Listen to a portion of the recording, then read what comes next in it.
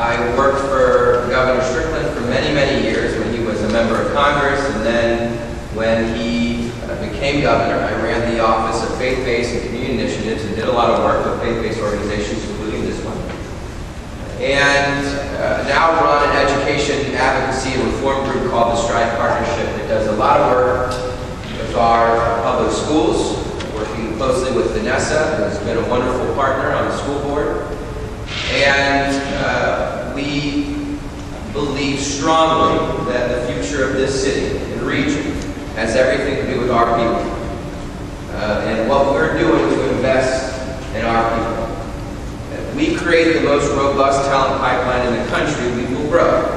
We will attract and retain businesses. So that is a big piece of what I do for a living. And it's at the heart of why I'm running. I believe very strongly in the city. I think that the city is in a very interesting place. Right? We've got a lot of momentum. There's progress. There's pockets of it downtown and over the Rhine. We should be excited about that. But we also have serious challenges, or the kind of challenges that require very serious, and I believe, new leadership. We have a budget that needs to be fixed. It's a mess. It has been for a long time. And it's going to require some tough choices and strong, very serious leadership.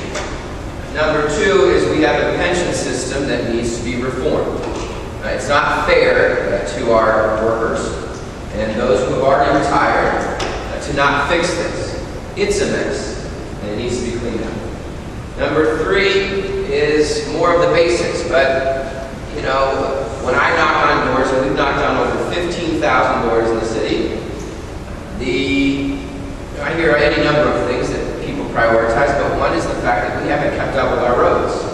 We're not paving the number or the miles of road a year that we need to.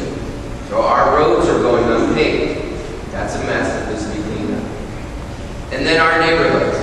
We've done a lot of good work in downtown and over the Rhine, and there's a formula for success, one that should be brought to our neighborhoods so that we can see the same kind of vibrancy and revitalization work in places like College Hill, Roselawn, Bonton, Vanessa mentioned it, in Mount Washington, where I live with my wife and 2 children, and in Walnut Hills and Evanston, all over the city. There are these neighborhoods that are on the verge of a comeback, in my opinion. That's how you grow a city, is by focusing more intentionally on neighborhood revitalization. And we ought to use the same formula that we've used with 3CDC on our neighborhoods. That's got to be a priority.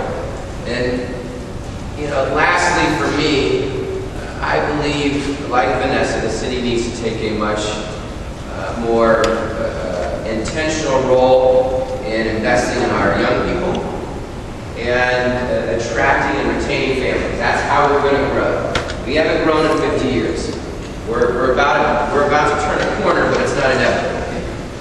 I am a big believer and advocate for getting universal preschool done for every 3 and 4-year-old in the city of Cincinnati, which will not only change outcomes for those kids, but will help us retain and attract families in ways we haven't in a long, long time. So those are my big issues.